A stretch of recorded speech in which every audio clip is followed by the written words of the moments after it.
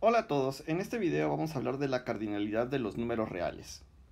Hasta ahorita hemos tratado con la mayoría de nuestros conjuntos infinitos favoritos, como por ejemplo los naturales, los enteros, los racionales, y de hecho también ya trabajamos con algunos subconjuntos, por ejemplo, de los naturales, de los enteros, y en realidad lo que hemos visto es que con cada uno de estos conjuntos lo que sucede es que todos tienen la misma cardinalidad, ¿verdad? O sea, vimos que hay funciones biyectivas entre cada uno de estos, y entonces una pregunta justa es, bueno, entonces ¿no es cierto que todos los conjuntos infinitos tienen la misma cardinalidad? Uno podría pensar en principio que sí, pero la respuesta es no.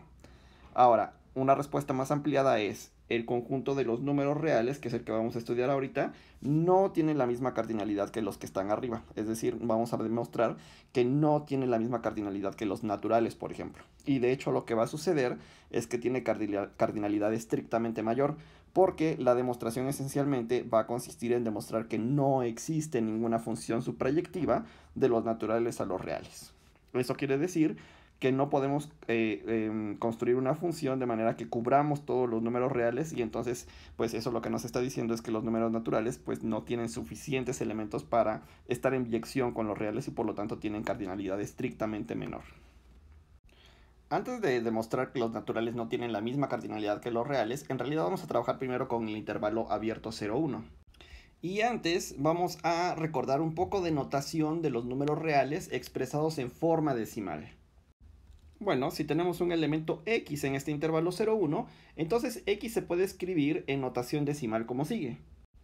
Y es 0 punto, y luego lo que voy a hacer es voy a llamarle a1 al primer decimal, a2 al segundo decimal, a3 al tercer decimal, y así, ¿verdad? Así me sigo. Entonces esta notación en realidad es concatenación de dígitos, ¿verdad? O sea, no estoy multiplicando los números, sino que nada más estoy concatenando los dígitos para expresar a x en notación decimal. Y entonces, pues cada número AI, o sea, A1, por ejemplo, pues tiene que ser un dígito, y entonces es un número entre 0 y 9, ¿verdad? O sea, puede ser cualquiera de esos, A2 también, y etcétera. Por ejemplo, 7 doceavos se puede expresar como 0.583333 y una cola infinita de 3, ¿verdad? Entonces, como este fenómeno es muy común en el que tengamos un patrón que ya se repite indefinidamente, como aquí que se repite el 3 de manera indefinida, vamos a abreviar de la siguiente manera. Entonces vamos a poner 0.58 y luego 3, y esta barrita significa que hay una cola infinita de números 3 después del 8. Así, por ejemplo, este número 0.52 y con la barra arriba del 52 quiere decir que es 0.52, 52, 52 y así me sigo, ¿verdad? Una cola infinita de 52 concatenados. Bueno, vamos a poner un poquito más de notación y vamos a decir que este número x, el número que está expresado en notación decimal así, está en forma normalizada, y esto es lo que estamos definiendo, la forma normalizada, si no existe k, tal que pues para todos los decimales a partir de k, los decimales son 9. ¿Qué quiere decir esto? O sea, esencialmente lo que quiero decir es que un decimal está en forma normalizada si al final o si eventualmente no tiene una cola de 9.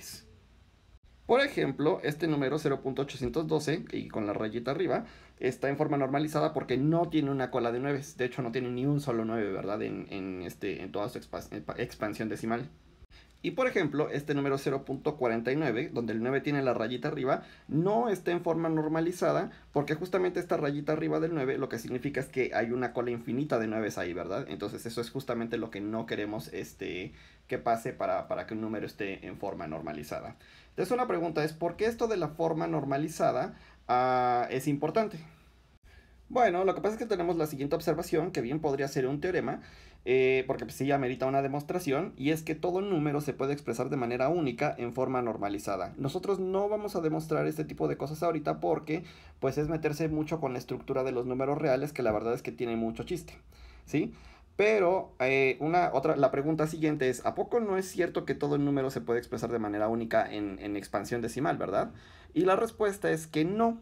Por ejemplo, este número 0.49, donde después del 4 tengo una cola infinita de 9, es lo mismo que 0.5. O por ejemplo 0.9999 así. Esto es igual a 1.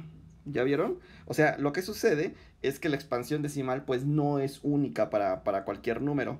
Pero lo que sí sucede es que, por ejemplo, el 0.5 sí está en forma normalizada, mientras que el 0.49 no está en forma normalizada. Y lo mismo está sucediendo aquí en el ejemplo de abajo. Este no está en forma normalizada, pero este sí.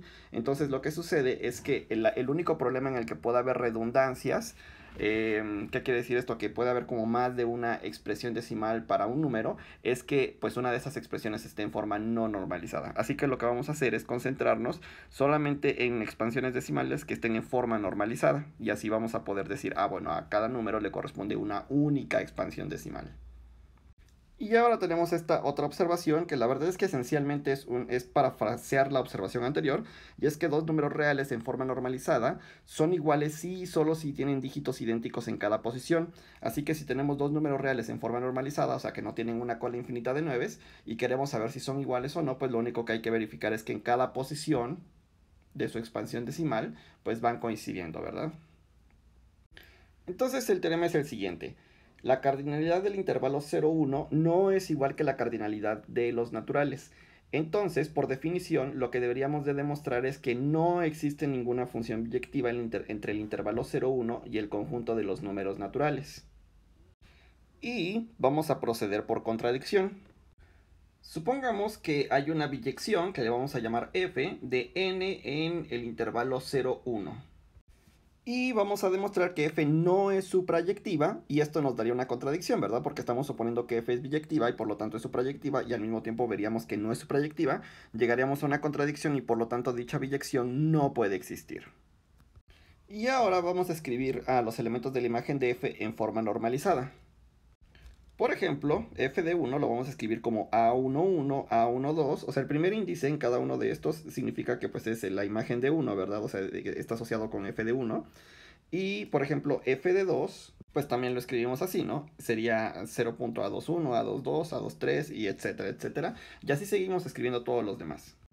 Y bueno, pues en algún momento tenemos que poner puntos suspensivos, ¿verdad? No podemos andar escribiendo todos porque son infinitos y nunca acabaríamos. Pero lo importante es que ya pusimos la notación para todos los decimales en los elementos de la imagen de f. Y como lo que queremos ver es que f no es suprayectiva, bueno, eso es lo que queremos demostrar, lo que vamos a hacer es vamos a construirnos un elemento en el intervalo 0,1 que no esté en la imagen. Con eso terminaríamos, ¿verdad? Ahora la pregunta es, ¿cómo me construyo ese elemento? Bueno, la forma de construírselo va a ser la siguiente, y aquí es donde está el truco, el super truco de la demostración.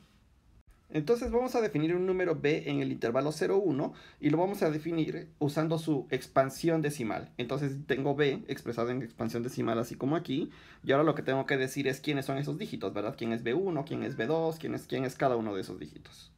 Y la definición queda así. El iésimo decimal va a ser 5 si a y i, a sub i es no diferente de 5, y 3 si a sub i es igual a 5. Y aquí es donde uno dice, ¿qué significa eso? ¿Qué número es ese? ¿Cómo lo estás definiendo? Bueno, la forma de definirlo es la siguiente.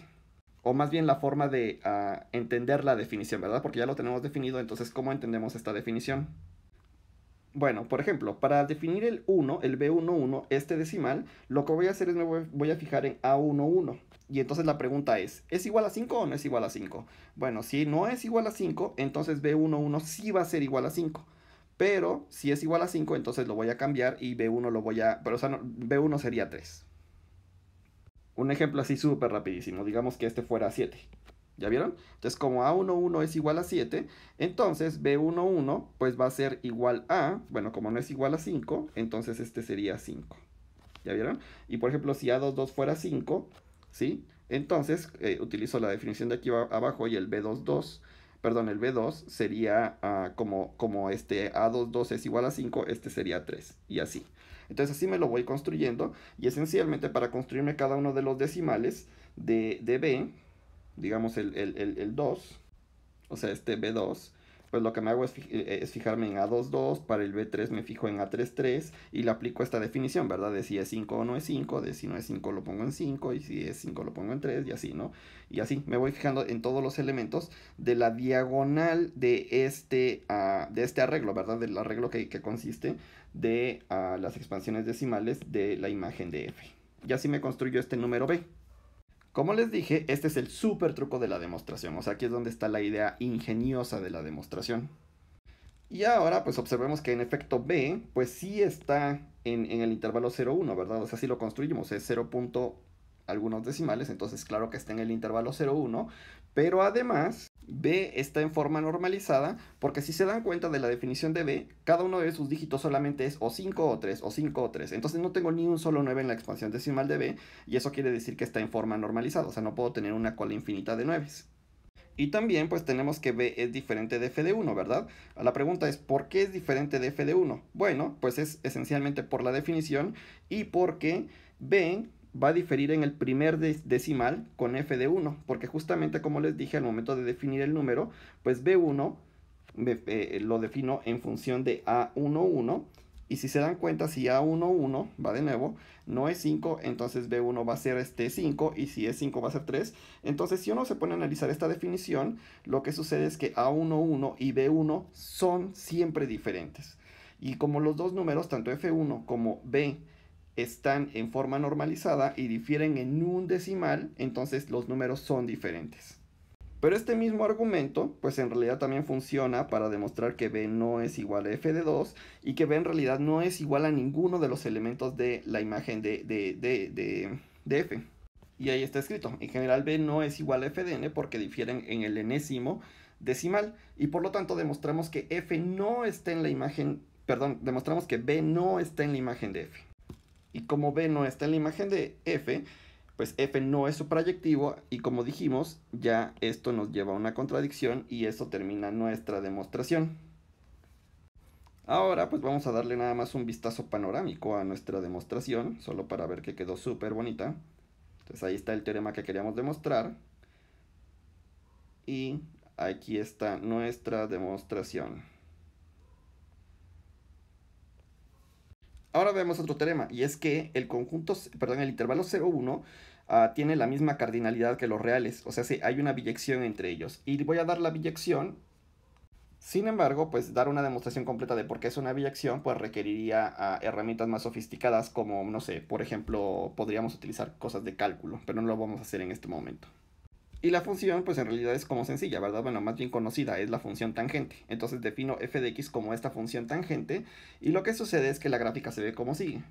La gráfica se ve más o menos como sigue y bueno, pues utilizando pues los criterios de la línea horizontal y vertical podemos ver que en efecto esto es una función y que en efecto es inyectiva y suprayectiva, por lo tanto es biyectiva y eso nos da una biyección entre el intervalo 0,1 y los reales.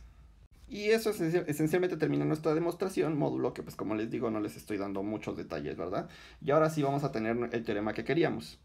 Los números reales y los números naturales no tienen la misma cardinalidad y esencialmente la demostración pues sale muy fácil por contradicción, nada más se las voy a decir así platicadita, y es supongan que existe una biyección y luego lo componen con la biyección que iría por ejemplo del intervalo 0,1 a los reales y eso les daría una biyección entre los naturales y el intervalo 0,1 y eso les da una contradicción. Pero bueno, entonces esos detalles se les quedan de tarea, pero ya tenemos el teorema que los números reales y los naturales no tienen la misma cardinalidad. Y como les había dicho, pues esencialmente lo que sucede es que los reales tienen muchos más elementos que los naturales. Y bueno, eso es todo lo que les quería decir por este video y nos vemos en el próximo.